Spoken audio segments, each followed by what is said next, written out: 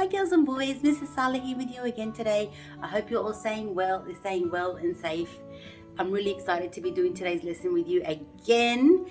And just like yesterday, I'd like to introduce a new friend who's been doing some home learning with me. Bubbles needed a break. She needed a break. So today, I've got Smarty Marty. Everybody say hello to Smarty Marty. Yeah. Oh. Smarty Marty also hasn't got a voice today. So every time he wants to say something to you, he's going to say it in my ear. Yep. Smarty Marty says, hello girls and boys, you're all beautiful. He can't wait to come and visit Fairfield Public School so he can say hello to everybody face to face. Alright, so you sit here now quietly. Girls and boys, today for our English lesson, we are going to be learning to retell a story. In the last lesson, we did all about characters and setting. Today we're doing retelling a story, and that's a really important skill because when you really understand the story, that helps you to make a judgment about it, to tell people whether you recommend it or not. So retelling a story is what we're focusing on. Girls and boys, if the teacher asks you to retell a story, the teacher basically wants to know if you can talk about the characters and the setting, which we did in the last lesson, but also the most important part is to be able to tell about what happens in the beginning of the story, what happens in the middle of the story, which are all the events that happen, and what happened at the end of the story, which is the solution, the conclusion of the story. I'm now going to read to you the story of Edward the Emu by Sheena Knowles, illustrated by Rod Clement and published by Angus and Robertson. Edward the Emu. Edward the Emu was sick of the zoo. There was nowhere to go, there was nothing to do. And compared to the seals that lived right next door, well, being an emu was frankly a bore. So that night, when the zookeeper went home to bed, Edward jumped from his pen and he laughed as he said, "The seals are the best, anyone can tell. So tomorrow, I'll just be a seal as well." The next morning at 9, when they opened the zoo, the seals were swimming and Edward was too. He dived in the water and basked in the sun, and he balanced a ball on his beak just for fun. Well, Edward was really enjoying the day till he overheard someone behind the fence say, "The seals are always amusing, it's true, but the lion's the best thing to see at the zoo." So that night, when the zookeeper went home to bed, Edward jumped from the pool and he smiled as he said, "Lion's the best, anybody can tell, so tomorrow I'll just be a lion as well." The next morning at 9, when they opened the zoo, the lions were roaring and Edward was too. He snarled at the ladies and growled at the men. Life was certainly grand for a lion in his den. Well, Edward was having a wonderful day till a man in the crowd had the gumption to say, "The lion's the beast I shall always detest. The snakes are the things that I like to feed best." So that night, when the zookeeper went home to bed, Edward crept from the cage and he grinned as he said, "If the snakes are the best things," that's easy to say, that's what they say, "then tomorrow I'll just be a snake for the day." The next morning at 9, when they opened the zoo, the snakes were all hissing and Edward was too. He slipped around the rocks, it was magic to see. Then he curled himself casually up round a tree. Well, Edward was just warming up for the day when he overheard one of the visitors say, "Snakes are impressive, I know it's true, but the emu's by far the best thing at the zoo." "The emu?" gasped Edward. "My goodness, that's me. I'm the thing the gentleman most likes to see, not the seals, the lions, the snakes and the rest. It's Edward the emu. He likes to see best." So that night, when the zookeeper went home to bed, Edward slipped from the cage and he laughed as he said, "If the emu's the best, that's easy then. Tomorrow, I'm Edward the Emu again." Edward ran to the place where he used to reside, but oh, what a shock when he clambered inside.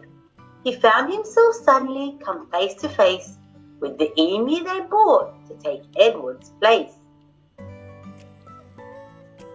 The emus considered each other for a while. Then the new little emu said with a shy little smile, "Hello, I'm Edwina. It's nice meeting you. You're the best thing I've seen since I came to the zoo." And that's the end of the story, girls and boys. I hope you enjoyed it. Look out for the activity that's coming next. Bye. So you've just heard Edward the Emu again, and it's now your turn to be able to retell the story. Yep. Yeah. Of course, I'm going to explain to the kids what retelling is. So, when you retell, girls and boys, retelling is all about the plot, what happens in the story. And in all stories, there's a beginning that tells us about where it happened, who the characters and when it happened. Then there's a problem. What's the issue? What goes wrong? And there's the end of the story, which is the last thing that happens in the story. How is the problem resolved? How does the story finish? Easy peasy. Yep, lemon squeezy. So in your pack, girls and boys, you would have received a page that looks like this. At the top, it tells us exactly what we're learning to do and what we have to do. The first thing that you need to do is find yourself a pair of scissors and cut the 3 pictures down the bottom.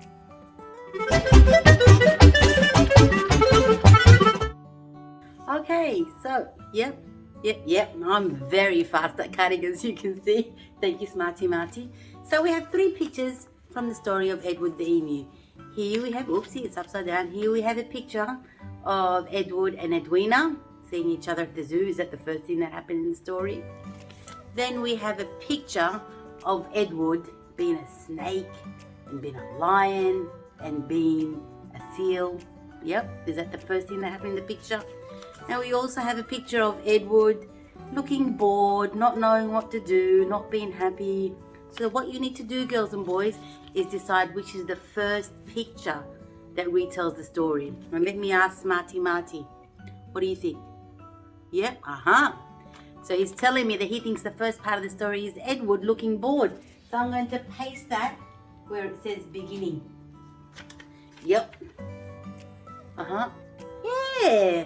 Smarty Marty is saying that in the middle of the story, Edward pretends to be all these other animals. Yep, do you agree? So that's going to be in the middle of the story. And of course, that's the last one. We've got Edward the Emu finding Edwina and deciding to be friends. Okay, so now that we've sequenced the story or the pictures for beginning, middle and end, it's time to practice retelling the story using our own words. So I'm going to have Smarty Marty helping me. Smarty Marty, what happens in the beginning of the story? Yep. Smarty Marty says in the beginning of the story, Edward the Emu lived in the zoo and he was bored. He didn't want to be an emu anymore. Do you agree? Yep. Alright, Smarty Marty, what happens in the middle of the story? Yep.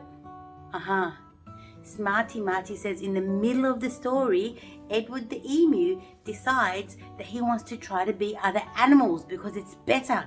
So he tries to be a seal, he tries to be a lion, and he tries to be a snake. Yep. Do you agree? Good. Yep. So what happens in the end of the story, Smarty Marty? Yep. Smarty Marty says in the end of the story, Edward the Emu realizes that the best thing in the zoo is actually being himself. And he goes back to being an emu and finds a new friend. Do you agree? Yep. Thank you for your help, Smarty Marty. Now, let's practice writing those sentences. Alright, so you sit down.